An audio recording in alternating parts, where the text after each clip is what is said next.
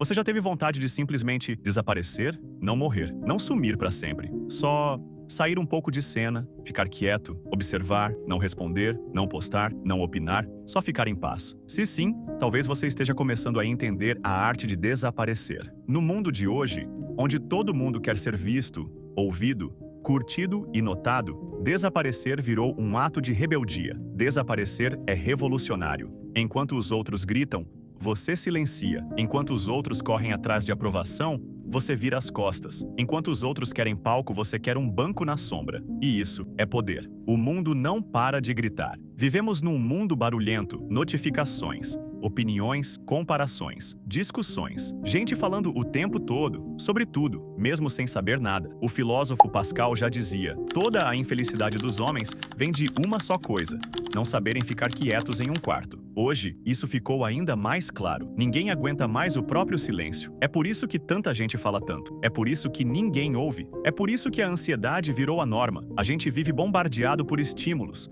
e a maioria deles não serve para nada. Atenção virou mercadoria, e sem perceber, você virou produto. Mas tem uma saída, e ela começa no silêncio. O silêncio não é vazio, é cheio de coisas importantes. Quando você silencia, o mundo grita mais alto, mas depois ele para. E o que sobra é você, suas ideias, seus incômodos, seus desejos, seus vazios. É por isso que muita gente tem medo de desaparecer, porque no silêncio você se encontra, e às vezes, o que você encontra assusta. Mas só quem encara esse espelho silencioso consegue mudar de verdade. Desaparecer, aqui, não é fugir da vida. É fugir do barulho, do excesso, da performance constante. É deixar de ser personagem e voltar a ser gente. Todo mundo quer ser alguém. Mas pra quê? Desde cedo, empurram na sua cabeça que você tem que ser alguém na vida. Mas ninguém explica o que isso significa. Na prática, ser alguém virou sinônimo de status, de visibilidade, de número de seguidores, de salário alto, de currículo bonito.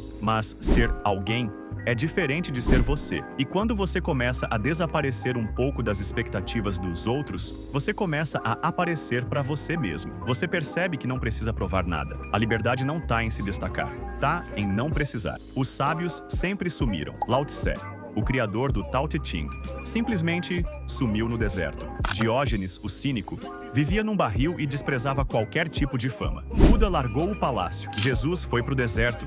Sêneca dizia: fica contigo, foge do barulho. Até nos animes a gente vê isso.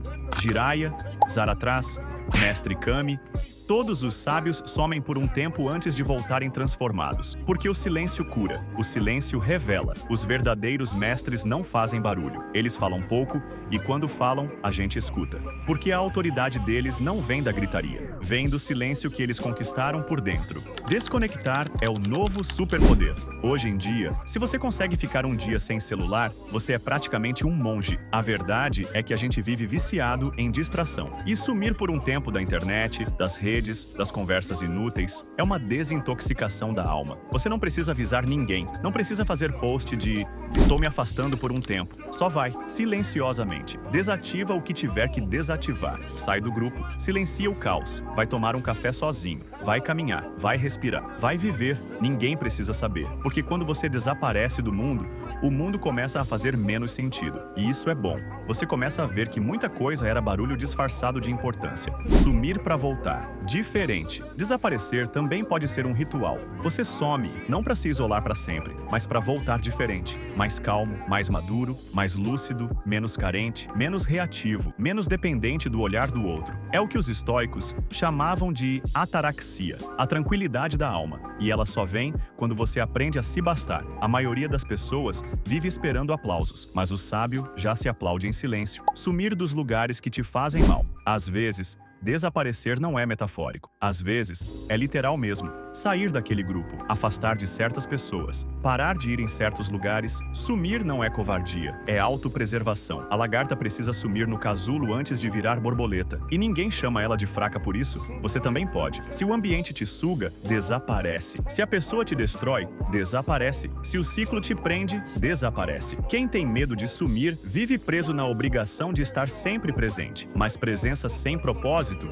é desperdício de energia. Ninguém vai entender. E tá tudo bem. Quando você começa a desaparecer, as pessoas estranham. Tá tudo bem, sumiu por quê? Você não posta mais nada? Deixa falarem. Quem precisa da sua presença o tempo todo talvez precise, na verdade, de atenção, não de você. O verdadeiro silêncio incomoda quem grita por dentro. E quando você cala, eles se escutam e não gostam do que ouvem. Mas não é seu problema. O que você encontra quando some, você encontra você mesmo. E talvez encontre também ideias novas, paz de espírito, sono, melhor relações mais leves, menos ansiedade, mais clareza. Você percebe que viver não é sobre estar no centro, mas sobre estar inteiro, mesmo nas bordas. E que você não precisa ser ouvido por todos, precisa ser entendido por você. Conclusão: a arte de desaparecer. Desaparecer é uma arte porque exige coragem. Coragem de ficar com você, coragem de sair da cena, coragem de não reagir. Num mundo onde todo mundo quer falar, o silêncio é um poder raro. Num mundo onde todo mundo quer aparecer, sumir é um privilégio. Não tenha medo de se retirar. Desaparecer, às vezes, é a única forma de reaparecer, verdadeiro.